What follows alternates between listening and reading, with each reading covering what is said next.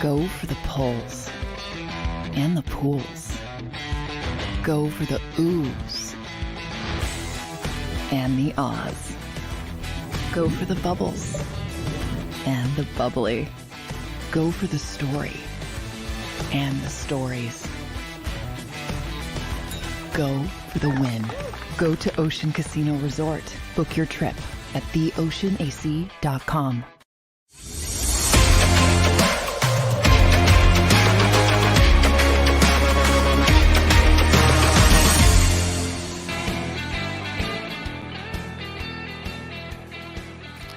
What is up, everybody? Welcome into the Legal Hands to the Face show with your host, Bill Colarulo. It's good to see some of you guys already in the chat. You know, I get the luxury now of doing the Philly Sports Power every day. Philly Sports Power Hour every day. That was a tongue twister. So it's good to see some of you guys. I see Peter Doty in the chat, Matt Lagoy in the chat, Jason A-Team in the chat. But we got a great show tonight. All Philadelphia Eagles leading right up into Game 7, Philadelphia Phillies. I did a lot of talking about that baseball team today on the Power Hour, but tonight is all birds, baby. All Philadelphia Eagles, the only 6-1 team in the NFC. So we're going to talk about our Philadelphia Eagles after that dominant performance against the Miami Dolphins. But we'll talk about the Eagles and the Dolphins. We will talk about that great trade by the best general manager in the National Football League, Howie Roseman, bringing in all-pro safety Kevin Byard after the Philadelphia Eagles defense just shut down the number one offense in the NFL. And Howie Roseman turns around less than 24 hours and says, let's bring in an all-pro safety. That's what I love about that guy. All in, all the time.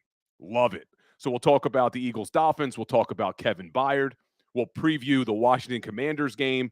And then, as always, we have Dr. Chris Radcliffe joining the show. And we need to talk to him about Jalen Hurts and Jalen Hurts' knee. I think we're going to be okay. I think Hurts is going to be fine. But I want to get a doctor's perspective on what Hurts could be dealing with that knee, because it clearly was bothering him a little bit in that game against the Dolphins. But guys, as always, if you're not already following Legal Hands to the Face on all your social media platforms, head on over. Instagram, we are posting daily Eagles content, sometimes multiple times a day on our Instagram. If you're not following me on Twitter, head on over to Twitter at Bill Colarulo and give me a follow. Engage with me. Would love to hear from all you guys. But it's good to see some of my Philly Sports Power Hour crew here, and I see some of you others as well. Let's get a quick roll call in the chat. I want to see who else is here. Xavier Spencer, what is up? Robert G. Dre Day, how you doing, man? Absolutely love seeing you guys here. And if you're only listening to the audio, because when this live show is over, we do upload it to all the podcast platforms. So wherever you're listening to this audio on your podcast platform, if you want to engage during the live show, we do it every Monday night at 6:30. The only reason why the last 2 weeks we've done it on Tuesday was because of our fight in Phils. But yesterday is the last time the Phillies can play at 5 o'clock on a Monday. So starting next week, we will go back to our normal time of 6:30 p.m. every Monday night. Robert G., love to have you, man. First-time listener, appreciate you. Make sure you're engaging in that chat. Love to hear from all you guys. But let's dive right in. I'll take you guys all the way up to the 8 o'clock hour tonight so you can get ready for your fight in Phils. But the Philadelphia Eagles absolutely dominated the Miami Dolphins on Sunday Night Football, winning that game 31-17. And they were in their Kelly Green jerseys, and they were more physical than that Dolphins team. That is what won that football game for our Philadelphia Eagles. Sean Desai talked about it earlier in the week, that this Dolphins team is fast, but the way to beat them is to out-physical them. And that's exactly what this defense did. It's exactly what they did along that defensive line. I thought, and we'll get into it, but I thought it was a great game by Hassan Reddick and Josh Sweat, setting the edge and completely eliminating the Miami Dolphins stretch running game. And that changed everything. And I talked about it. If you follow me on Instagram all week leading up to this game, I was telling you that the Philadelphia Eagles were going to win this game because I felt as good as the Dolphins are, they had not been tested outside of the Buffalo Bills game when they got absolutely smoked by Buffalo. Leading to this game, I told you that look at all the rankings their offense had. Number 1 in yards per game, number 1 in passing yards, number 1 in rushing yards, number 1 in points per game, number 1 in yards per play, all these number ones. But you looked at the defenses they had beaten, and 4 out of the 5 defenses that they played before the Eagles were in the bottom third of the NFL. And coming in, Tua doesn't get sacked. Tua doesn't get sacked. They had only given up 6 sacks before that game. That was number 2 in the NFL. But you looked at the defenses they played, and 4 of the 5 defenses they played were in the bottom of the NFL when it came to generating sacks. Everything was right in front of us for this game. I said it all week that this Eagles team was going to win this football game. And this show is being simulcast on Legal Hands to the Face and the JAKIB Sports Network. If you guys are followers of JAKIB Sports and you watch the pregame show, I also do their pregame show down at the Ocean Casino with Seth Joyner, Derek Gunn, Mark Farzetta, John McMullen. And even Seth Joyner thought the Dolphins were going to win this game. And I tried to explain to him why I felt that this Dolphins team and their stats were inflated. Because it was the teams that they had played. I even predicted the Eagles were going to put up 31 points. I don't know how I did that. But I was giving the Dolphins offense a little more credit, saying they would get 27. This Eagles defense really performed well, holding them to 17. Never expected them to get dominated like that. But let's look at some of these stats. Number 1 offense in the league. Eagles defense holds them to 244 yards. This is a team who was averaging 499 yards coming into this game. Eagles hold them to 244. And Xavier Spencer, I see you in the chat saying the Dolphins are 0-2 against opponents above 500. And the teams they've beaten have a record going into last week of 5-24. Crazy. Absolutely crazy. But the Eagles hold them to 244. And I want to talk about Sean Desai in a second. Because I felt that, yes, Sunday night was the most impressive performance of Sean Desai's career as the defensive coordinator. And what they've done over the last few weeks with the players that they're doing it with has me really excited that Sean Desai is the defensive coordinator for our Philadelphia Eagles. And once I go through these stats, I want to talk about Sean Desai and what he's been able to do because it is mind-blowing when you look at the players he's doing it with. But they hold them to 244 yards. They hold the number 1 offense in terms of points per game. The Dolphins were averaging 37 points per game coming in. Eagles hold them to 17 points. The number 1 passing offense, averaging 377 yards per game. 317 yards per game. Eagles hold them to 199. Absolute domination. I see Robert G. Total domination by a team that still has a lot of injuries. Great coaching job, guys. Absolutely. And I want to talk about that in a second.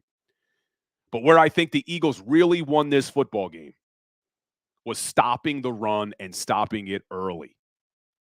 That was the number 1 rushing offense. Everybody loves to talk about Tyreek Hill, Jalen Waddle, Tua Tagovailoa. That was the number 1 rushing offense coming in, averaging 182 yards per game. Eagles held them to 45 yards.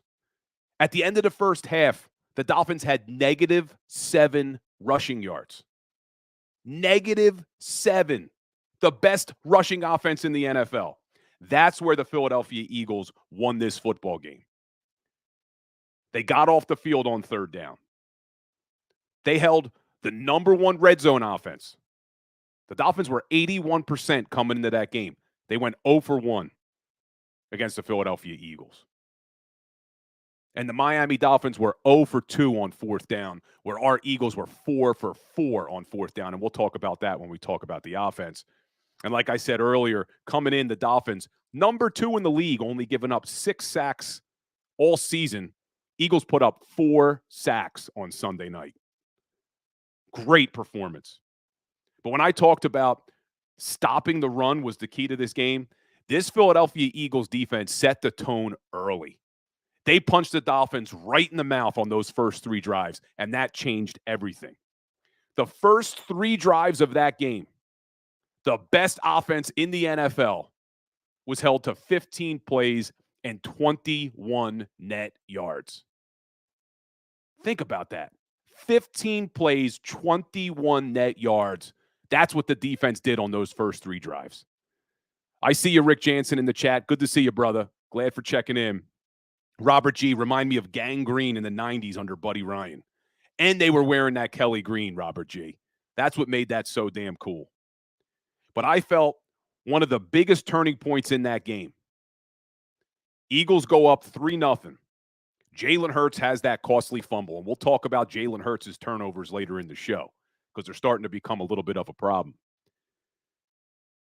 But Jalen Hurts has that fumble, gives the Dolphins the ball at the 23-yard line. Could have been a huge momentum swing early in that game. What did the Eagles defense do on their own 23 after that fumble? They held the Dolphins to 7 plays, 1 net yard. Forced the Dolphins to kick a field goal. That is what won this football game. That defense set the tone early. And not only did they have 4 sacks, we're talking about those 4 sacks, they had 8 tackles for loss in that game. Just an absolute dominant performance by that defense. And I want to talk about Sean Desai because Robert G said it in the chat. Total domination, even with all these injuries. Let's look at that secondary. That secondary has not had the same personnel since week 1. Really, you can go back to the preseason on that secondary. Zach McPherson out for the year in the preseason. They go week 1 against the New England Patriots. They give up over 300 yards to Mac Jones. I'm thinking, oh boy, this is scary. 300 yards to Mac Jones. What are they going to do when they got to face some of these better quarterbacks? Week 2, no James Bradbury, no Reed Blankenship. They give up 346 to Minnesota Vikings. And Kirk Cousins, primetime Kirk, delivering last night. Who watched that? If you're in the chat, let me hear you. How beautiful was that to see the 49ers get dominated by primetime Kirk? We'll talk about that later in the show as well. But you look at what this defense has done after those first 2 weeks where they gave up 300 yards to both Kirk Cousins and Mac Jones. And it's been remarkable. Week 3, you now have no Avonte Maddox. He's out for the year. They hold the Tampa Bay Bucks to 133. Week 4, Sam Howell put up way too many yards against this defense, 258. And we'll talk about that when we look forward to Sunday's game. But then you look at after that Washington Commanders game, this defense, no Sidney Brown in week 5, holds the really high-powered Los Angeles Rams to 195. Week 6 against the New York Jets, no Sidney Brown, no Darius Slay, no Justin Evans. They hold the Jets to 155 yards passing. And then against the Miami Dolphins, the number 1 passing offense in the NFL, with no Justin Evans, no Reed Blankenship, no Bradley Roby, who you just got 2 weeks ago. You got Josiah Scott from the Pittsburgh Steelers practice squad less than a week before the game. You have Eli Ricks, who's an undrafted rookie, playing in that game. And you shut down that Dolphins high-powered passing offense. What Sean Desai has done with this secondary in the last 3 weeks is remarkable. They are only giving up, the last 3 games, 183 yards passing. That would put them at number 4 in the NFL if you stretch that across the entire 7 weeks. It's been incredible what he's been able to do with a different secondary core every single game, with guys who are undrafted, guys who are on practice squad, guys who had been out of football all year, bringing them in. Just a really, really remarkable coaching job by Sean Desai. And before we get into what the offense did, let's talk about our secondary. So they go out the last 3 weeks, hold teams to 183 yards, shut down the number one passing offense in the NFL. And the guy who played 100% of the defensive snaps, Terrell Edmunds, is traded the next day.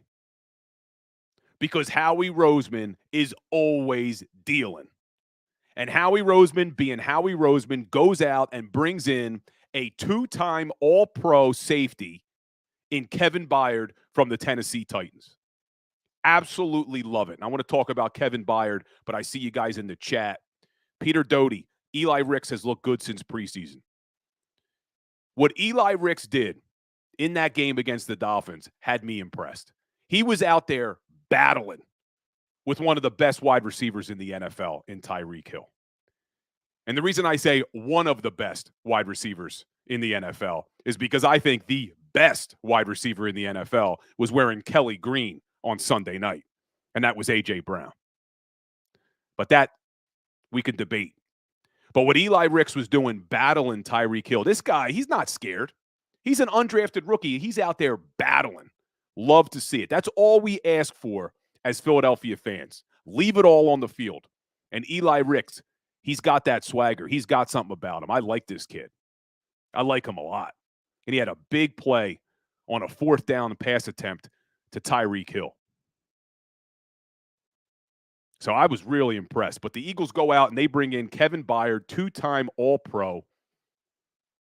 And they only had to give up a 2024 5th and 6th round draft pick and Terrell Edmunds.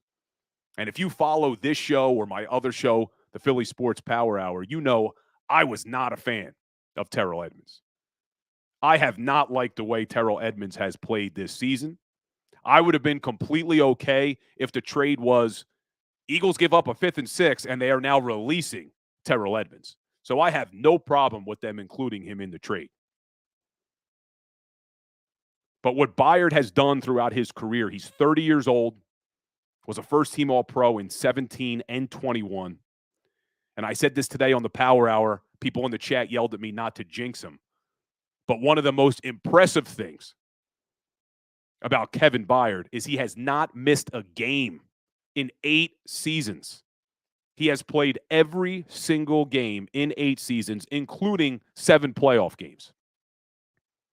And you just heard me rattle off all the injuries every single week in the secondary. So it's great to get a guy in here like Kevin Byard who has shown he has been durable throughout his career. And he played well in 2022. 108 tackles, 4 interceptions, 6 passes defended. He's got 27 interceptions in his career, over 670 tackles, 63 passes defended. Born in Philadelphia, cited Brian Dawkins as one of his favorite players. We already see him dancing on the Dallas Star when he was in Tennessee. This guy's going to fit right in. He's going to fit right in. And we talk about how Penn State, linebacker U, it looks like Middle Tennessee State's got to be safety U because the Philadelphia Eagles are going to have 2 starting safeties from Middle Tennessee, Kevin Byard and Reed Blankenship. How crazy is that? And then a little fun fact, I told this on my Philly Sports Power Hour, kind of a pointless stat, but an interesting one. Kevin Byard holds the record for the longest touchdown pass by a defensive player in the Super Bowl era. He threw a 66-yard touchdown pass on a fake punt in 2018. Longest one ever by a defensive player. Pointless stat, but an interesting one.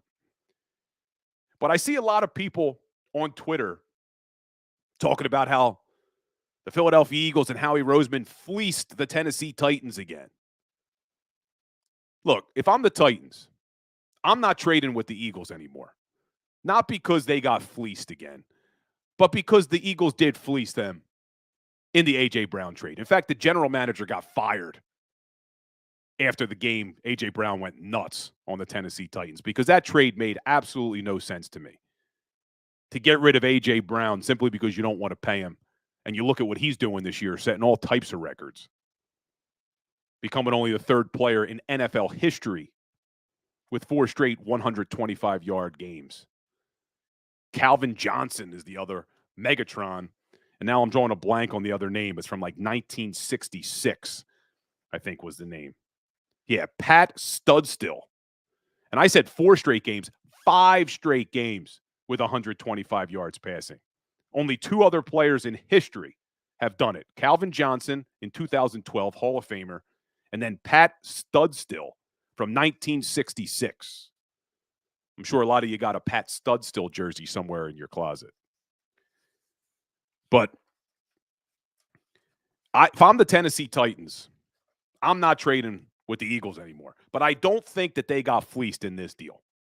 Because if you look at Kevin Byard's contract, he's got about $2.4 million against the cap in 2023. But then next year, his cap hit jumps all the way up to over $14 million. It's not guaranteed, so there is no team that's going to pay him $14 million next year.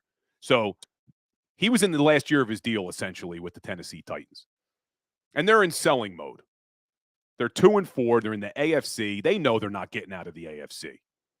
So I think that was a smart move by the Tennessee Titans. But like I said today on the Power Hour, even if this was the best deal you're being offered, I'm just going somewhere else just to not trade with the Eagles again after what happened. But I saw a lot of people hating. I did a video on my Instagram. Mostly they were Dallas Cowboys fans coming on saying, oh, Byard's washed up. He's cooked. He doesn't have anything left. Well, if you look at his Pro Football Focus over the last couple of years, he's still playing really well. In his all-pro year of 2021, he was playing phenomenal. He had an overall rating by Pro Football Focus as a 90.4, and he was a 90.9 in pass coverage, which is just unbelievable for an entire season. So a little bit of a dip-off last season, but still very good. 79.5 overall grade, 81 in coverage. And what's nice is how versatile this guy is. In 2022, he played over 500 snaps at free safety, but he also played 200 snaps at slot corner. In 2021, in his all-pro year, over 600 snaps at free safety and 160 snaps at slot corner. So he has the ability to do both. But if I'm the Philadelphia Eagles, the way I'm using Byard, I'm keeping him at safety. I'm putting him at free safety. I'm starting Reed Blankenship at the other safety. And now I'm utilizing Bradley Roby and Sidney Brown in the slot. Roby's proven throughout his career he can play the slot position, and I've liked what I've seen from Sidney Brown when they get him close to that line of scrimmage. Use his physicality. Use his abilities close to the line of scrimmage. And this defense, they're going to be real good, man. I think they're going to be real good. They get healthy, and you got all these guys now starting to get healthy. Hassan Reddick, look at what he's been able to do since he got that cast off. He said it, but man, now he's delivered. In 4 weeks, he's playing really, really well. Really well. And I know we didn't have any sacks against Tua Tagovailoa, but what he did to set the edge on that running game changed the entire offense for the Miami Dolphins. When they couldn't get that stretch run going anymore, changed everything for them. And I give a lot of credit to Hassan Reddick, Josh Sweat, and then obviously the interior of that defensive line. Fletcher Cox, Jalen Carter, Milton Williams, Jordan Davis. And what Fletcher Cox is doing, the snap counts came out, guys. And if you look at Fletcher Cox, what he's doing at 32 years old is unreal, man. He's been playing over 70% of the snaps almost every single week. He misses that game because he needed an epidural injection. Against the Miami Dolphins, 76% of the snaps, Fletcher Cox is on the field. And I know Jalen Carter impresses everybody. It feels like he's out there a lot more. He only played 39% of the snaps. He only played 39% of the snaps against the Miami Dolphins. It felt like he was out there a lot because when he's out there, he's just such a difference maker. But they're keeping these guys fresh. Fletcher plays 76%. Jordan Davis plays 57%. Milton Williams, 49%. And then Jalen Carter at 39%. And you look at these defensive ends, Reddick and Sweat got most of the burn, but Brandon Graham's not playing a lot. I know he didn't play a lot last year, but only 12 snaps in that game. And then thankfully, they got Derek Barnett only 7 snaps. The least amount of snaps you can get this guy, in my opinion. We don't need any more stupid penalties from Derek Barnett. And then Nolan Smith, only 4 snaps in that game, and one of them generates a sack. So just some great stuff from the defensive line. And I talked about what Sean Desai's been able to do with some of these guys. Josiah Scott just got here. He played 35% of the snaps. Eli Ricks, undrafted rookie, plays 29% of the snaps. It's remarkable what these guys are doing. And I see Mike Tobin in the chat. Good to see you. Asking if Reed Blankenship has been cleared to play. I don't believe yet that he has been cleared. We will see. Hopefully he can play this year. This week, not this year. Yeah, hopefully he can play this week against Washington, because Washington was able to throw the ball the last time they played these guys, which is surprising because their offense is not very good, and we'll talk about it when we preview them. We'll get into that. But love the move by Howie Roseman. Love that he just never sleeps. Just always looking to improve this team. But I want to get into our offense, and I want to talk about what this offense was able to do against the Miami Dolphins. And I also want to talk about our rushing attack, because this is something that has been a real luxury for this team over the last couple of years, that when other things aren't working, that you can lean on your running game. But this running game, I know statistically you look at the overall stats, they're number 4 in the NFL. But if you really dive deep, which I'm going to do when we get back from the break, there's some room for concern with this rushing attack. Something's off, and the Eagles need to figure it out. But we're going to take a quick break, guys. We'll be right back, and I want to jump into this Eagles offense against Miami and then talk about this rushing attack and what needs to improve. We'll be right back. There is a reason why the Garden Medical Spa, with 4 locations in New Jersey, has arguably the best customer reviews in America for a boutique medical spa. At the Garden Medical Spa, there is no fluff, just results. For the best in Botox, chemical peels, dermal fillers, hydrofacials, laser hair removal, and so much more, please visit thegardenmedspa.com. Book an appointment now in Voorhees, Sewell, Collingswood, or Northfield. Thegardenmedspa.com. No fluff, just results. Go to get your game on. Go for the beers. Go for the cheers. Go for the hit and the hits. Go for the stakes and the stakes. Go to get your parlay on. Go to get your party on. Go for the scene. Go for the screens. Go for the gallery. Go for the win. Go to Ocean. Visit theoceanac.com to plan your visit. At Pond Lehocky, we've recovered billions of dollars for our clients, and we're confident we can do the same for you. With over 250 years of combined courtroom experience, we've helped over 100,000 injured clients obtain some of the largest settlements in Pennsylvania. One conversation is all it takes to help you and your family get back on track. If you've been injured in an accident, give Pond Lehocky a call.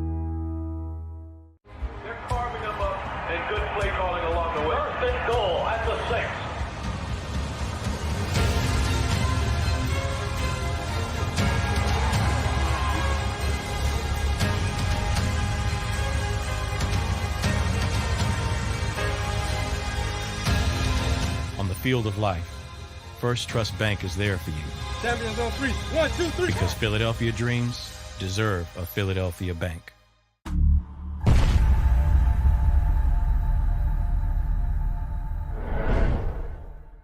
We're here to show you a better way to spend your state income taxes and get the money to where it's needed to most, to the thousands of qualified kids. What we like about Blocks is they really know where the need is. This program ensures that their dollars come 100% into these kids for their tuition assistance. If you are able, Blocks makes the EITC piece go very quickly and very smoothly. Turn your PA state tax liability into need-based scholarships and receive a 90% tax credit. Since 1977, it's always been about you, the community, at Rafferty Subaru. And through the Subaru Love Promise, we prove we care by supporting charities like So Good Now. So Good Now helps kids in under-resourced areas by connecting them with student athletes to serve as mentors. We remove barriers so athletes can help youth in the corners of our communities where light and love are needed most. When you choose Rafferty Subaru, you help organizations like So Good Now. It's all about you at Rafferty Subaru. Do you stream on a Roku, Fire Stick, Google TV, or Apple TV? Now you can watch 6ABC 24/7 with the 6ABC Philadelphia streaming app. And the big story on Action News? Search 6ABC Philadelphia and start streaming today. EAGLES, Eagles.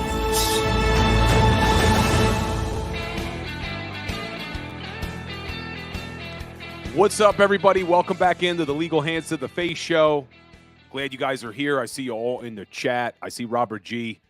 about Kevin Byard that he's 27. Yeah, he's 30 years old. There's been some reports he lost a step. I think it's being overstated. I think people are just hating on the move by Howie Roseman. This guy is good. He's solid. He's a leader. I think he was a captain on that Titans team. Just really like what he brings. And John McMullen right here on the JAKIB Sports Network said he gets Malcolm Jenkins vibes, which would be phenomenal. Because I said it again on the Power Hour today that I think Malcolm Jenkins is one of the most underrated Eagles of all time. What he was able to do on that 2017 Super Bowl team, that guy, you talk about not missing a game. I don't think he missed a snap that year. Played special teams too. And he was just a great leader for that locker room. Was a great free agent acquisition by Howie Roseman to help win this team a Super Bowl. So if this guy's got Malcolm Jenkins vibes, sign me up. Sign me up. But let's talk about this Philadelphia Eagles offense, and then we're going to be joined by Dr. Radcliffe around 7:30 to talk about Jalen Hurts' knee, because everybody wants to know about that knee. And then Mike Tobin, I'll ask him about Blankenship's ribs as well. But you look at this Eagles offense against the Miami Dolphins, wasn't always pretty. They did have 2 costly turnovers that led to 10 points, and that even makes more impressive what the Philadelphia Eagles defense was able to do. Because really, they held the Dolphins to 7 points. 10 points are directly on this Eagles offense. One gets returned for a touchdown, and the other gives them the ball at the 23-yard line. But the offense wasn't always pretty. They do have the 2 turnovers, but they put up 355 yards in this game, 31 points, 256 passing yards, 99 rushing yards, down from their 150-yard average. And that's where I have some concerns, and I want to talk about that in a second. But coming into this game, the Philadelphia Eagles were the number 1 offense on third down. They were converting on third down 51% of the time. And I say it all the time, it's not rocket science.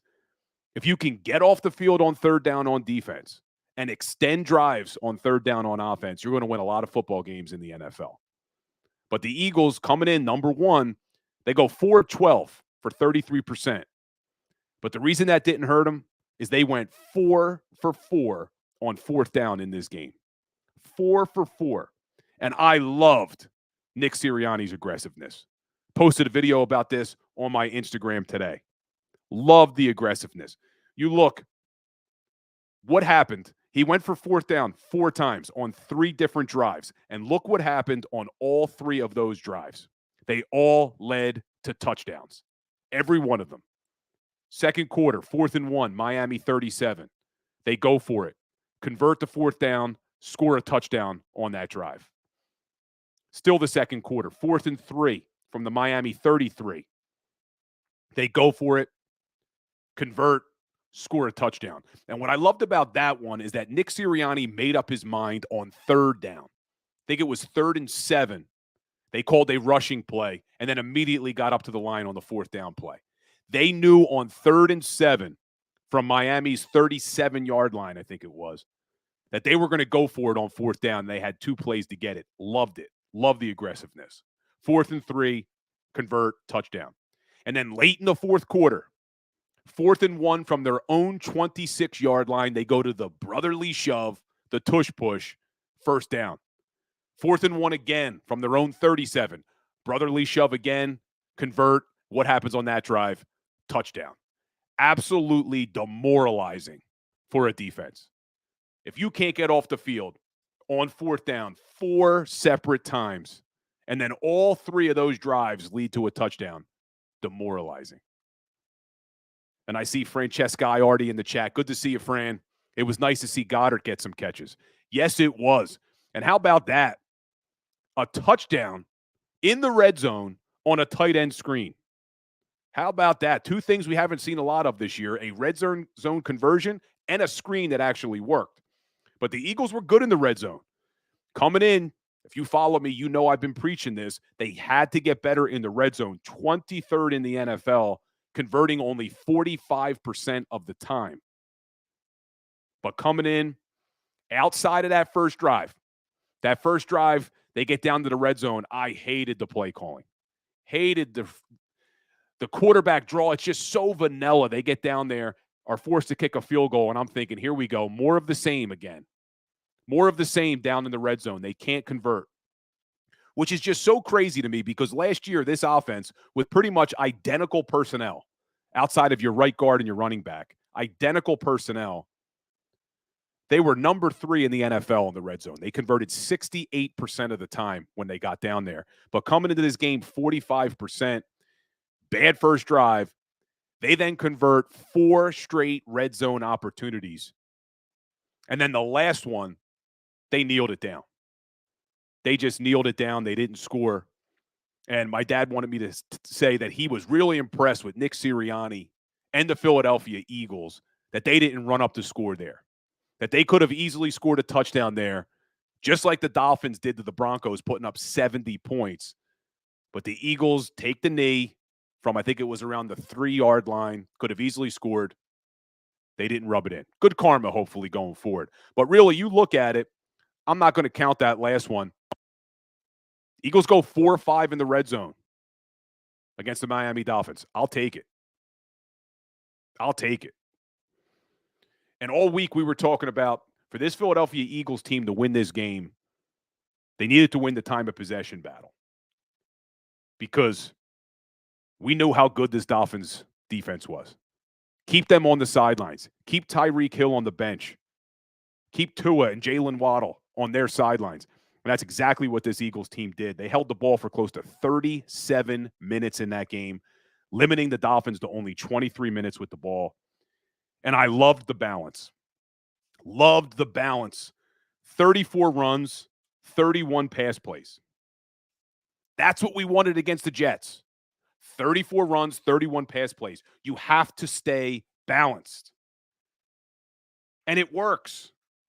If you guys were listening on the pregame show, I talked about what the what the Buffalo Bills were able to do against the Miami Dolphins when they won that game. They were balanced, 25 throws, 29 rushes. And just because the rush isn't necessarily working statistically, it still does something to a defense. In that game, Bills-Miami, the Bills ran the ball 29 times. They were only averaging 3.6 yards per carry, but they stuck with it. And you know what they did? They ran play action on 35% of their pass plays, went 9 of 10 for 206 yards. And that's exactly what the Eagles did. By sticking to the run, this may have been the most play action. I got to go back and look, but the Eagles ran play action on 42% of their pass plays on Sunday against the Dolphins. 7 of 13, 86 yards and a touchdown. That's what running the football does. It keeps the defense off balance. And Miami tried to blitz a lot, man. Miami brought the blitz 42% of Jalen Hurts' dropbacks. You know what Hurts did against the blitz? I know a lot of people like to say, oh, Hurts isn't good against the blitz. Hurts is great against the blitz. He didn't used to be, but he's very good against the blitz now. On 12 of his passes, they brought the blitz. Hurts went 9 of 12, 115 yards, 2 touchdowns, and a passer rating of 109.4. Jalen Hurts, outside those 2 turnovers, had a pretty good game. But those turnovers are becoming a concern. And I know against the Jets, everyone wanted to talk about how a couple of them weren't his fault. I'm putting both turnovers against the Miami Dolphins on Jalen Hurts.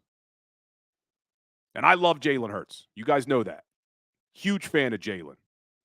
But the turnovers are becoming a problem. And both of those against the Miami Dolphins are Jalen Hurts' fault. First one on the strip sack, held the ball way too long. Way too long. You got to have that internal clock. You know things are breaking down. Either get out the pocket and run or throw the ball away. And then you look at that interception. I know it was a tipped ball. You don't throw that pass. There is no reason to throw that football right there. You got a guy in your face, jumping up. Bad decision by Jalen. And I think he'll be the first to say it. He needs to get better. You look at what he's done through 7 weeks so far this season. Jalen Hurts has 8 interceptions and 2 fumbles. That's 10 turnovers in 7 games. At this point last season, Jalen Hurts had 2 interceptions, 0 fumbles. Big difference. This point last season, 2 turnovers. After week 7 in 2023, 10 turnovers. All of 2022, Jalen only had 6 interceptions and 2 fumbles. He's already passed his interception total. So he's got to clean it up. Got to clean it up. And I don't know what the problem is. A lot of it could be defenses are playing him differently. Brian Johnson's calling a little bit of a different game than Shane Steichen was, but they got to figure it out because they're winning. They're winning in spite of these turnovers, but we saw it against the Jets. Turnovers can completely change a game, so they got to fix that. But just to finish off before we get into the running game a little bit, great discipline by the Philadelphia Eagles in this game. I think they got away with a couple penalties. That was definitely a face mask on Bradbury. But even still, 0 penalties for the Eagles, 10 penalties for the Miami Dolphins. That's huge. And I think didn't like the roughing the passer call. Didn't like the roughing the passer call on Christian Wilkins on Hurts. Helped the Eagles, but didn't like it. But even still, 10 penalties to 0. That's a great job. That's a great job, especially with how physical the Philadelphia Eagles wanted to play this game and how physical they were able to play this game to walk out of there with no penalties. Great job. Great discipline. Good teams perform like that. But I talked to you guys about the running game and why I'm concerned about the running game. And let's jump into that. Because that is something that has been a huge advantage for the Philadelphia Eagles over the last couple of seasons. Especially once the weather starts to turn, it starts to get cold, gets windy. That you know if your passing game is struggling, that you can lean on the run and you can dominate football games. And you look at the overall stats so far this year, and at first blush, everything looks fine. Philadelphia Eagles are 4th in the league, 143 yards a game. Top 10 in the league, 4.3 yards per carry. But when you really dive deep, there's an issue. Because outside of week 2 and week 3, this running game has not been very successful. Week 2, Minnesota Vikings, Eagles dominated on the run. 259 yards in that game. They averaged 5.4 yards per carry. Week 3 against the Bucs, 201 yards on the ground. Averaged 5 yards a carry. Those 2 games are skewing these numbers. You remove those 2 games from the equation, and you look at the other 5 games that the Philadelphia Eagles offense has played, and they are only averaging 108 yards a game. That would put them at number 19 in the NFL. And I know the argument is, oh, well, Brian Johnson's not calling enough running plays. Well, then let's just look at the yards per carry then, not the total yards. Let's look at the yards per carry.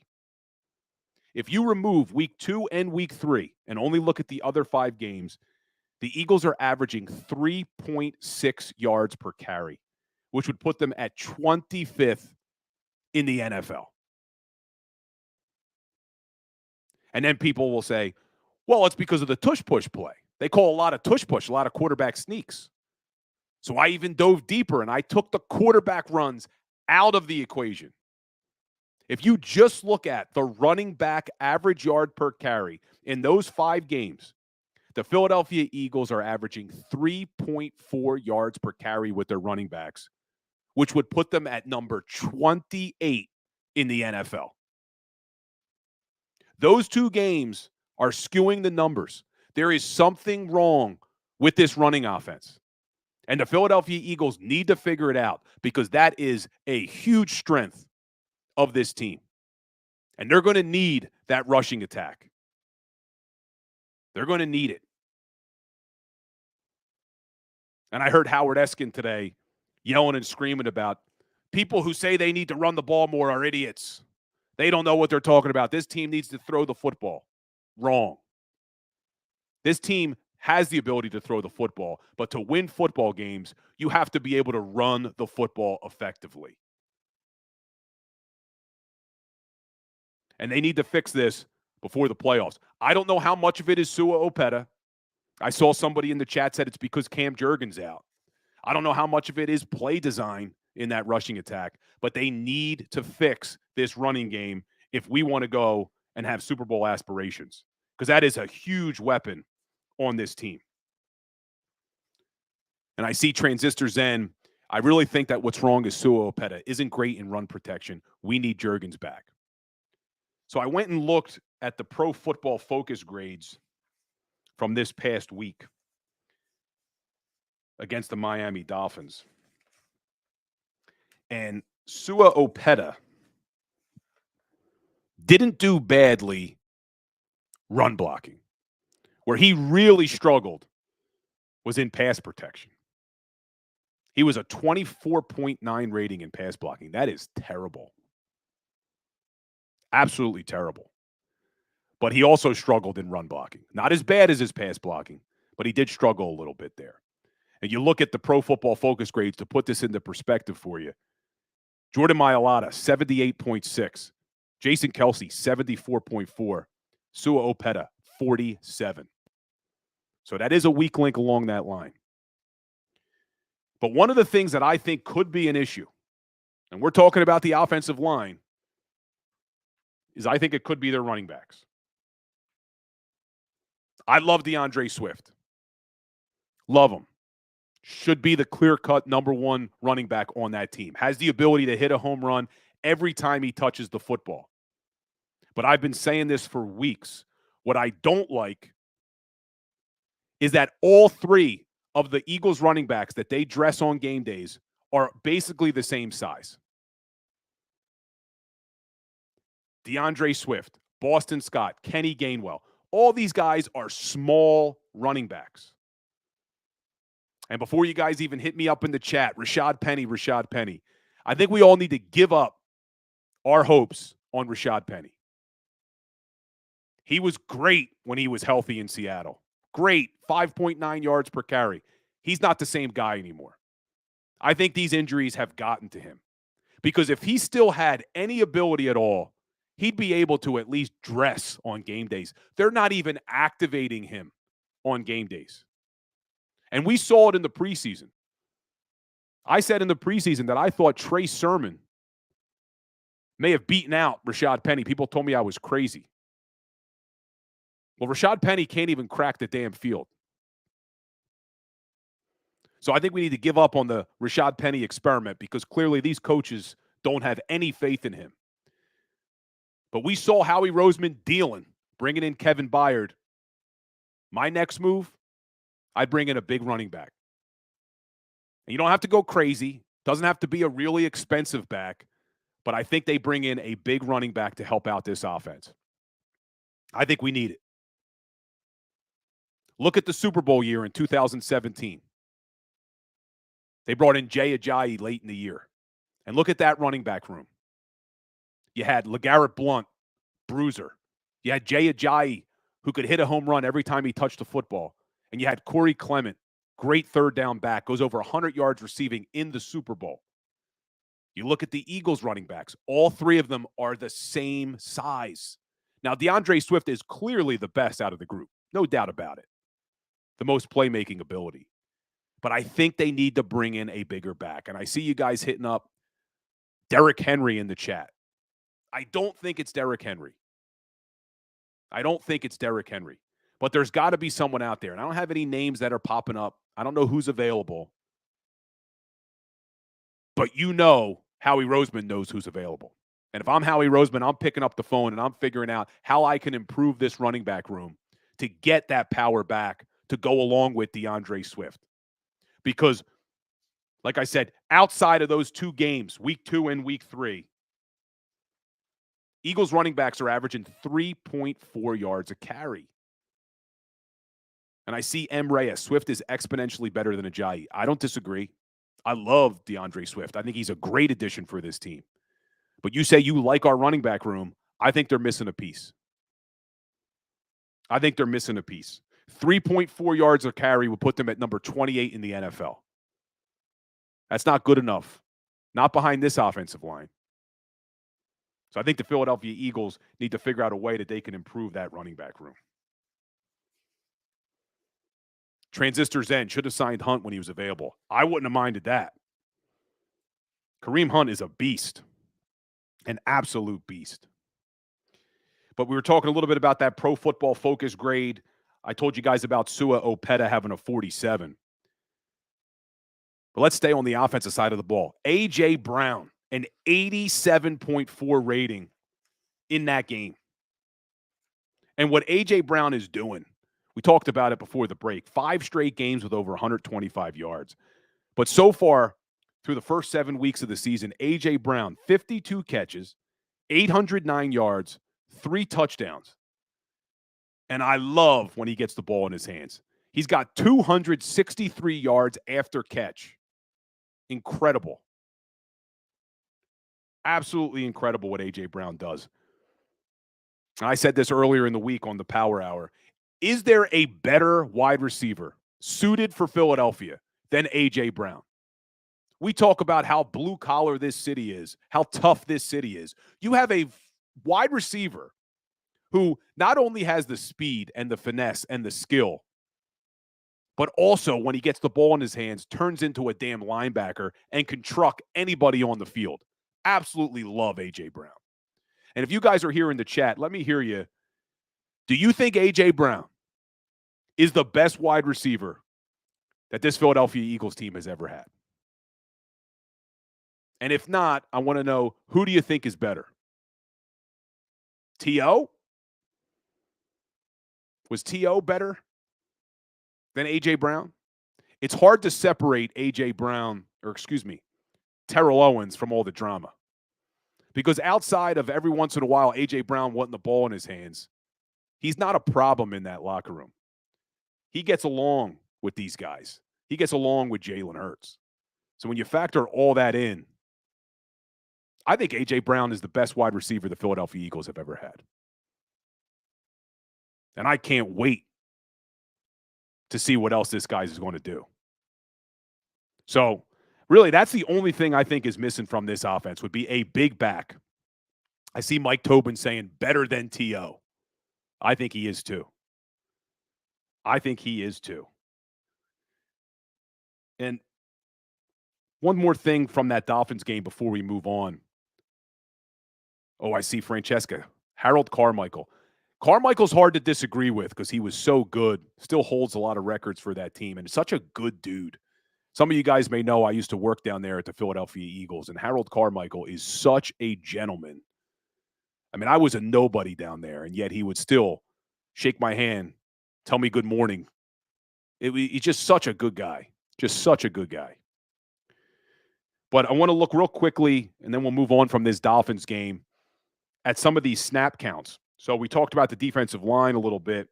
I want to look at that linebacker position because Zach Cunningham plays 100% of the snaps at linebacker. And you know, I've been saying it. I said it last week, is I did not want to see them just hand the job back to Nakobe Dean. I thought Nicholas Morrow had earned the right to stay out there with how well he has played. But it looks like they're giving the job back to Nakobe Dean. But I don't mind what they're doing. They're slowly bringing Dean back. Morrow played 39% of the snaps at linebacker, and Nakobe Dean played 61% of the snaps at linebacker. So he's getting more reps. They're slowly bringing Dean along. But if you look at the Pro Football Focus grades, Nicholas Morrow, a 74.3. Nakobe Dean, a 55.8. And the big difference between the two was their run defense. Nakobe Dean was rated as a 36 against the run. Morrow's been good against the run. And with this defensive line in front of you, it makes it a lot easier when those blockers can't get to the second level because how good the defensive line is. It makes it a lot easier on these linebackers. So we'll have to keep monitoring that. Morrow, Dean, Cunningham. But I've been impressed with the linebacker play for sure. That was an area I've had of concern with this team. And Howie Roseman did it again, man. Finding Zach Cunningham basically off the street, bringing Morrow back after he got cut. But one of the big question marks going forward this year is Jalen Hurts' health, Jalen Hurts' knee. So I want to bring in Dr. Chris Radcliffe to talk to us about some injuries. What is up, Doc? How you doing, man? Hey, buddy. How are you? I'm doing well. We got a big game in about a half an hour. Yeah. How about the Birds on the weekend, though, right? They look great. The defense looked great. They did a great job. Unbelievable, man. Awesome. Unbelievable. But, hey, I got to say, I'm going to pat myself on the back here. Didn't surprise me. If you follow me on Instagram, I was saying it all week that the Philadelphia Eagles were going to win that game. Yeah. Just Jalen Hurts hasn't lost back-to-back games since week 6 and 7 of 2021. There was no way they were losing that game after losing to the Jets. Sunday Night Football. Kelly Green, Tua coming to town. No way. No way. But let's jump right in. I just mentioned Jalen Hurts. For those of you who don't know Dr. Chris Radcliffe, he is an orthopedic surgeon, spinal disc center in Summers Point and Cherry Hill. Yeah. Harvard University, Duke Medical School, used to work for the Eagles. This guy is very knowledgeable, so we have him come on every single week. But Jalen Hurts wearing the knee brace in the second half of that Miami Dolphins game. When he was asked after the game, did he hurt it in the game, he said no. So it looked like it was something that happened a week or two earlier. What could he be dealing with? I'm asking you to guess a little bit here, but what could he be dealing with? Yeah, so I saw that and I saw the comments, it's probably so it's definitely a soft tissue injury, meaning some sort of I think strain or sprain. If it was a meniscus tear, it'd be really hard to walk on. And obviously if it was an ACL or PCL, he'd have been too unstable to play even with a brace. There's a ligament along the inside of the knee called the medial collateral ligament, which is really important in keeping the legs from bending out too far and becoming knock-kneed. And my guess is that he has a sprain of that MCL, the medial collateral ligament on the knee. That's typically something that you can kind of walk through and be active through. Obviously, at the level he's at, it poses challenges. And I did note that his certainly his kind of yardage was lower than what it normally is for him. But I'm optimistic that he'll get past it and get over it. So how does that brace help? I mean, what is that brace doing exactly? Just keeping it stable? Yeah, it just keeps it stable and keeps you from overextending that area again. You want to avoid like repeatedly stretching this kind of damaged tissue because if the ligament is just sort of swollen now and there's some microscopic damage, you don't want to keep stretching it because then it can go on and develop like a full-on rupture and then be unstable. So that's what I think it is. It's just taking some of the pressure off. I think we may see the brace intermittently. It wasn't surprising that it was kind of in the second half, like he got out there and worked hard and played hard, and then just by the second half it hurt and he felt more comfortable in the brace. I think we may see that from time to time more in practice. But I at least I mean a knee that you can walk on with an external brace and you can run on and play on, it's not unstable. And I don't think there's much to worry about long term. Well, that is good news. And one of our viewers in the chat's asking if they could donate their MCL to Jalen Hurts. Is that possible?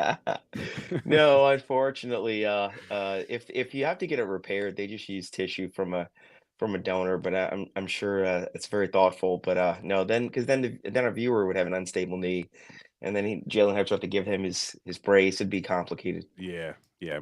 So you don't see this being something, hopefully, that'll limit Jalen Hurts going forward. So I think it's going to limit the carry a little bit, as we saw, and until he's feeling pain free. But I think that we'll just see kind of like linear incremental increases as time passes and as sort of the inflammation and pain goes down. All right, good. So this is something that even with him playing through should hopefully heal itself. Yes. Okay, great.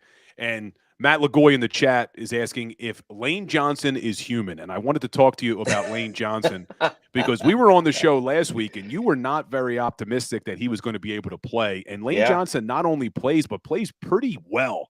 And we've seen this before. He played through that abductor injury in am I saying that right? What was the injury he had? Yeah, that's it. The abductor injury he played through in the Super Bowl and the playoffs. So how shocked were you that he was able to play through that ankle injury on Sunday night? I was outright stunned. I was, I expected that he would recover, but not in time.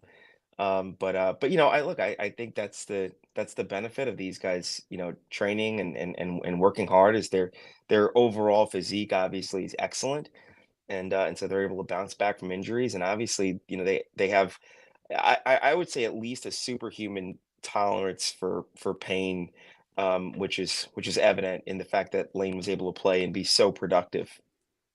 Yeah, he's a beast, man. I think he's a surefire Hall of Famer when he's done. I think he's one of the best right tackles that's ever played the game. Love Lane Johnson. Yeah. And I mean, there's no way that injury is resolved, right? Like if we were to get an MRI, it would still be, irritated. But I think that he just is so tough that he just fought through it. And I mean, that's incredible. Love Lane Johnson, man. Love him. So I see somebody mentioned in the chat, and I wanted to ask you about this too, because as quickly as Lane Johnson healed, not on the Philadelphia Eagles, but another guy who looks like he is on record pace is Aaron Rodgers with that Achilles tear. Are you shocked at what he's doing already on the field throwing the football? Absolutely stunned. Yeah, it's unbelievable. Certainly like the recovery for this is on the order of months, and the challenge is, even after the tendon is repaired and healed, and again, I'm sure if we were to get an MRI, the tendon is not going to be healed or repaired yet. Like the ends will be sutured together, but it's not going to be fully grown in like it should be. But even after that, there's a lot of stiffness because you're not using that tendon for a while, that muscle for a while.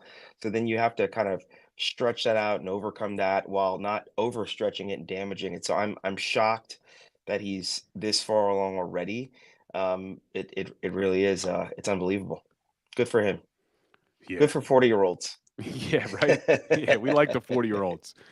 It really bothered me when we said, "Oh, he's really old." He's I in his know. 40s. I was.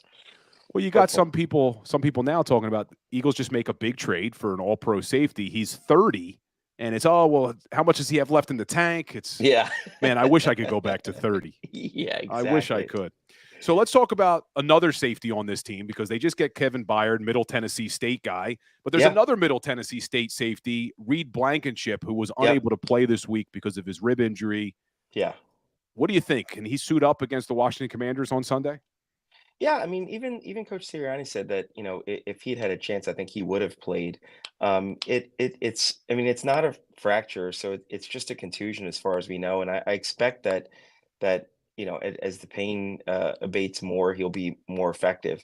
I mean, the problem is just that, with every upper extremity movement, you're putting some weight and load across those ribs, and it's probable that he just can't like deliver his explosive force and power, and be as effective. That's what I think. And I don't know if they confirmed this or not, but he had a rib injury earlier in the season. Was this an aggravation of those ribs, or is this a new injury? Don't know. They're not. They've been pretty tight-lipped about that. I don't know. Yeah, but generally, I mean, bone contusions, like they kind of occur and then the swelling goes down and they go away.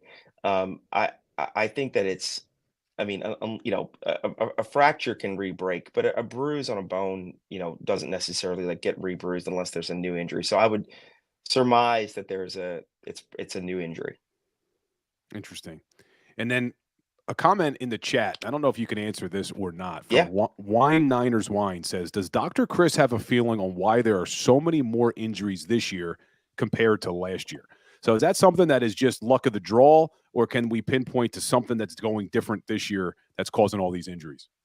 No, we were talking about this a few weeks ago also about like why there are so many injuries and is there a training issue or something. I don't think there's a common theme. They're kind of all over the body. And most of them are transient. I mean, I just think that it's just kind of the luck of the draw and kind of random. Yeah, unfortunate, because we did have all 22 starters playing the Super Bowl last year. But like you and I said last week on the show, outside of Avonte Maddox and Zach McPherson, though, fortunately, it looks like a lot of these injuries are kind of soft tissue, few week injuries that all these guys are going to be able to come back from. So let's hope that is a trend going forward, that all these guys get back on the field and we could be healthy come January and February. And I mean, the hamstring injuries are from them running and, putting force. So, I mean, I think also our guys are just playing hard and like pushing their bodies to the limits, which is, obviously their job and a testament to their will and coaching. I think that's part of it too. Let me ask you a general question, because there's been some debate going on in the NFL that they should get rid of artificial turf. And I see some stories talking about how when the NFLPA renegotiates, that they may want to include in there, it's got to be natural surfaces everywhere. In your medical experience, have you seen that more injuries are occurring on artificial surfaces than on natural grass? I haven't seen a literature, like medical literature on that. Certainly, anecdotally and like kind of the patients I've seen and looked at over the years, the artificial turf is a challenge. They just don't get that same level of traction and grip. It doesn't give the way that obviously grass does. And so I think that's that there's probably some truth to that. Again, if you and I were to go run on artificial turf, we'd probably be fine. But when you're talking about people who are, huge, who are like putting their maximum body efforts into it, slight amounts of friction, slight differences in friction can make a ton of difference. Interesting. That really interesting. Well, now I told you at the beginning that Dr. Radcliffe, Harvard educated, Duke Medical School. I need your educated opinion, because there's a lot of Phillies fans here. We're nervous in the chat. In half hour, first pitch, do the Fightin' Phils win Game 7 and go to the World Series? Oh, yeah, I think so. I mean, confident. I love it. Yeah. I mean, we struggled a bit last night, but I think so for sure. I mean, there's just so much energy and so much excitement. So I can't wait to see him. Awesome. Well, Doctor, as always, we really appreciate your time. I will talk to you next week. Hope all is well. Enjoy the rest of your week, and we'll talk next Monday. We're going back to Mondays now that there will not be any more Phillies games at 5 o'clock. Any World Series games will be at 8:07, so we'll be fine starting again on Monday. So I'll see you next Monday, my man. Awesome. Thanks. Thanks, Doc. Thanks. Big thank you to Dr. Chris Radcliffe. Love having him on. Wish we didn't have as much to talk about. It seems like every week there's these injuries, but some really promising information from Dr. Radcliffe about Jalen Hurts, about Reed Blankenship. So let's hope it's all good signs to come of this team getting healthy and being ready for the playoffs. They got their bye week in a couple of weeks, so that will be good. But, guys, we're going to take one more break. When we get back, I want to look forward to Sunday, 1 o'clock, against the Washington Commanders, and then I'll get you guys out of here to get ready for the Fightin' Phil. So stay tuned. We'll be right back. There is a reason why the Garden Medical Spa, with 4 locations in New Jersey, has arguably the best customer reviews in America for a boutique medical spa.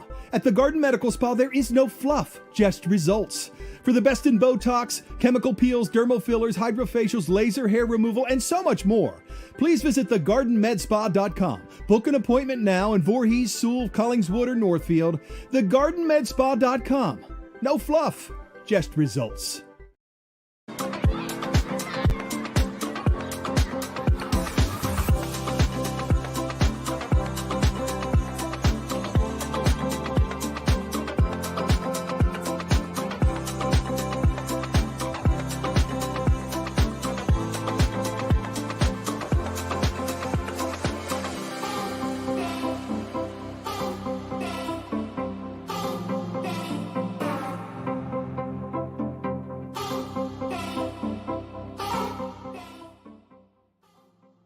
If you own a company and you're not producing a podcast, you're missing out. The public consumes messaging when they're ready. Join the professional podcast network of companies and let JAKIB Media Partners put you in the podcast arena. Come to our professional studio or we'll come to your place of business and professionally produce your company podcast. Call JAKIB Media right now at 267-261-3428. 267-261-3428. My name is Dr. Bruce Grossinger, and I'm the medical director of Philadelphia PRP and Stem Cell Institute. I'm reaching out to those who suffer from spine and joint pain. We use treatment methods that require no surgery, no scalpel, no drugs. Running, walking, or whatever your desires are, Dr. Grossinger is where you need to come. You can benefit from the same PRP and stem cell treatment as Wilbert Montgomery. Call us now at 610-222-5675. We're here to show you a better way to spend your state income taxes and get the money to where it's needed to most to the thousands of qualified kids. What we like about Blocks is they really know where the need is. This program ensures that their dollars come 100% into these kids for their tuition assistance. If you are able, Blocks makes the EITC piece go very quickly and very smoothly. Turn your PA state tax liability into need-based scholarships and receive a 90% tax credit. Win and save this baseball season from Colony Pools and Power Washing, a local company serving Delaware, Delco, and Chester County since 1970. Are you tired of looking at your green house? Is your roof, siding, deck stained green from algae and mold? Let the experts pressure wash your home and take the pressure off of you. Win with Colony Pools and Power Washing. Call them now at 302-762-2250. That's 302-762-2250.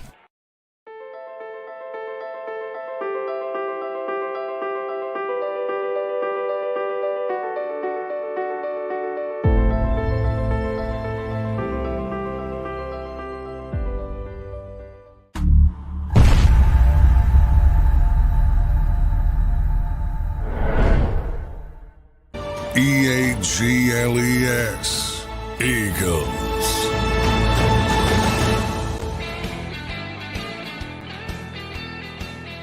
What's up, everybody? Welcome back to the Legal Hands to the Face show. As always, I'm Bill Colarulo. Appreciate you guys spending some time with me before the fight in Phil's tonight. I see you all in the chat. Mike Tobin with an as always, go Birds and Dallas sucks. The coolest thing about the Dallas sucks is if the Philadelphia Phillies can win tonight and go to the World Series, they would play the Texas Rangers, who play in Dallas. And the last week of the World Series would be leading us right up to Sunday against the Dallas Cowboys. So all week we could say Dallas sucks, watching them beat the Rangers and watching them beat the Cowboys. But they got to take care of business tonight. But, guys, if you want some Philadelphia Phillies talk and you like what you hear, be sure to check out the Philly Sports Power Hour every day on the JAKIB Sports Network here on YouTube, Monday through Friday at 10 a.m. Obviously, we talk about our Philadelphia Eagles, but we also talk about all the sports, Phillies, Sixers, Flyers. Flyers are playing well. Flyers are surprising a lot of people. But let's keep talking about this Philadelphia Eagles. And if you're here, guys, smash that like button. Goes a long way to us reaching as many Eagles fans as possible. Hit that share button. If you're following along on Legal Hands to the Face, make sure you subscribe. If you're on JAKIB Sports, make sure you subscribe so you can get all the shows.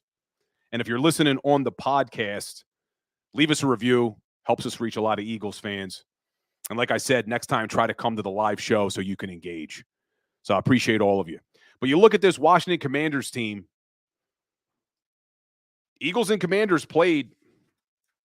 Didn't have to be that hard in week 4.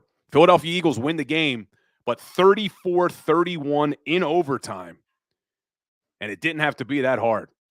Philadelphia Eagles offense played pretty well. 415 yards, threw for over 300 yards. Only ran for 104. You guys know my problems with this running game. They only averaged 3.9 yards per carry against the Washington Commanders, but they did enough, put up 34 points. Problem in that game was this defense. They gave up 365 yards to Sam Howell and the Washington Commanders. They let Howell go for 258. They did get after him. They did have 5 sacks in that game. 3 of them came from Nick Morrow.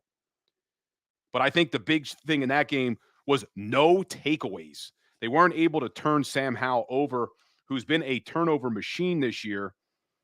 They're 21st in the NFL in turnovers, 32nd in the NFL, giving up 40 sacks this year.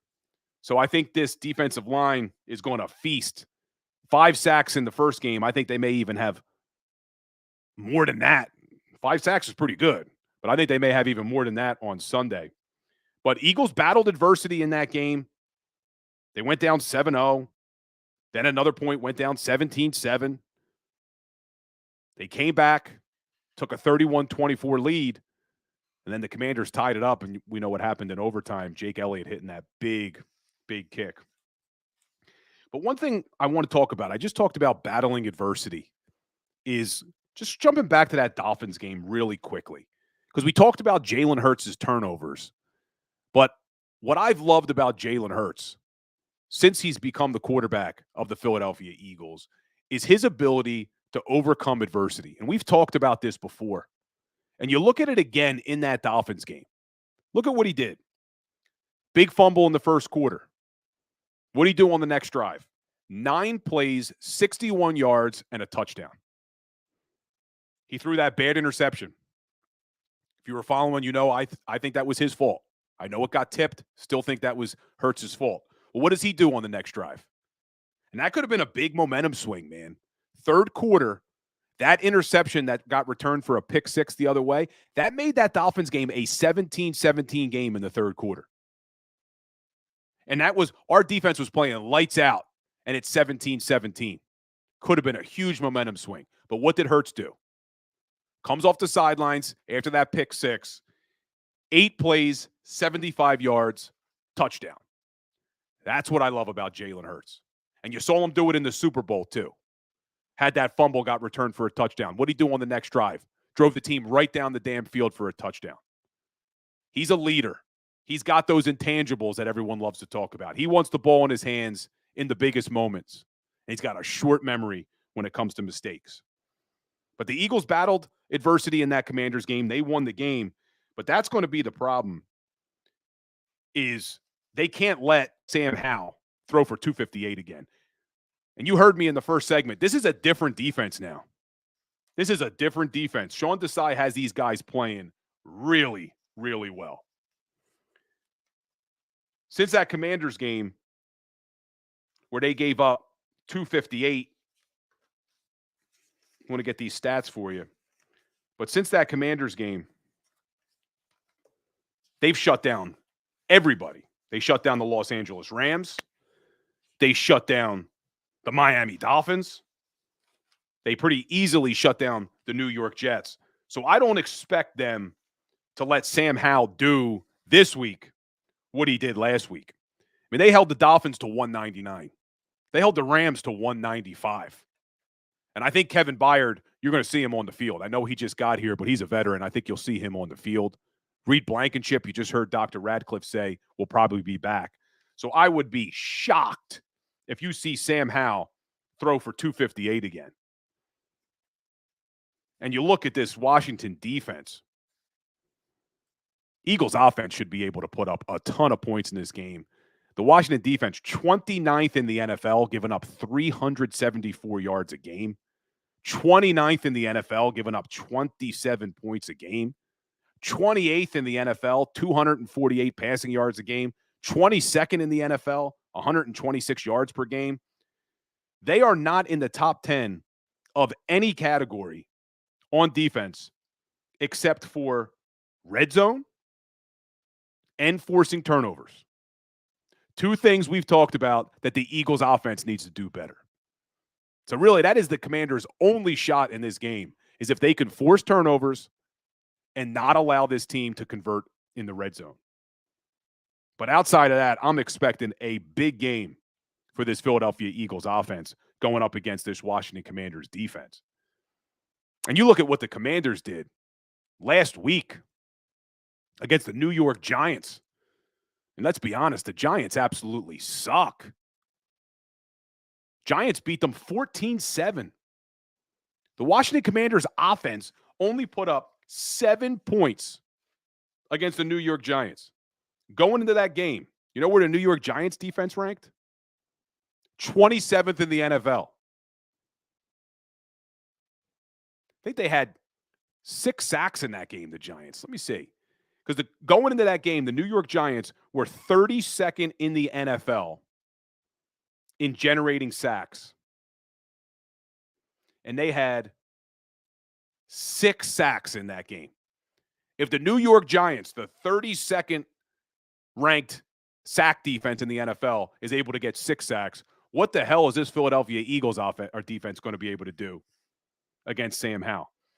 Because don't look now, but this Eagles defense is number 3 in the NFL in sacks. I know it doesn't feel like it sometimes because they were so dominant last year, but this D-line is back, man. 24 sacks puts them at number 3 in the NFL, and they are number 1 in the NFL in quarterback pressures. They have 83 quarterback pressures so far this season. And I know a lot of people think, oh, well, they're blitzing a lot more. They're really not. They're really not. Last year, their blitz rate was 22% with Jonathan Gannon. So far this year, 24%. Running a very similar style of defense. But you are seeing Sean Desai mix things up, which I like. He does have pressure coming from some different places, which I like. And you see them mixing up. They go to a 5-man front sometimes, a 4-man front sometimes. They're playing a little bit of robber, moving their safeties around. Still would like to see their corners get a little bit closer to the line, but hey, I can't complain. They just shut down the best passing offense in the NFL. But do like the way he mixes things up. But you look at this game, and like I said, guys, I mean, outside of some fluke turnovers, which we saw can change a game against the New York Jets, the Philadelphia Eagles are better than the Commanders in every category. Eagles are averaging 26.6 points a game, so let's call it 27. Washington's given up 27. Eagles defense giving up 20 points a game. Washington is averaging 20 points a game. Should we just call it a 27-20 win for the Eagles and move on? You look at the stats, pretty identical. Pretty identical. But I do expect this Philadelphia Eagles team to really be able to get after Sam Howell. And you know they're going to want to play up for this game. I know these division matchups are always tough. Washington usually plays the Eagles tough. Gave them their first loss last year. Almost beat them this year. But I think the Eagles are going to be up for this game. I think they're going to be ready to play. And I see Dustin Duncan. It feels like quarterbacks are trying to get the ball out quicker than they are against other teams. Yeah, I'm sure these offensive coordinators saw what this Philadelphia Eagles defensive line was able to do last year. So I'm sure they're trying to get rid of the ball quickly. And that's why I want to see these corners move up to the line of scrimmage. You know the quarterbacks are trying to get quick release. They want to get this ball out quickly. So press these corners, press these wide receivers. Matthew Smith, which turnovers against the Jets were fluky? The one when Jermaine Johnson punched the ball out of the running back on the screen, the one where Jermaine deflected Jalen Hurts for another interception, or the interception where Jalen got confused from the Jets defense. Did I say fluky? Did I say they had any fluky turnovers? I don't think I said the Jets had fluky turnovers. I said outside of any fluky turnovers against the Commanders. But, yeah, I think those turnovers against the Jets, that last one that Jalen Hurts threw, unacceptable. We talked about it last week on the show. But this team has been pretty good over the years. I'm sorry, Matt saying I said the Jets. Did not mean the Jets. I don't think that they had fluke turnovers against the Jets. But this Philadelphia Eagles team, and we talked about it when we talked about Jalen Hurts, uncharacteristically turning the ball over at an alarming rate. And they're 21st in the league, the Eagles, turning the ball over 11 times. So this team needs to really protect the football. And the other thing they need to do is protect Jalen Hurts. I said earlier that the Commanders' defense is only top 10 in red zone and turnovers. They're also number 5 in the league in generating sacks. So I misspoke there. They are number 5 in the league in generating sacks. They got 4 guys along that defensive line, all have double-digit sacks. Montez Sweat, 5.5.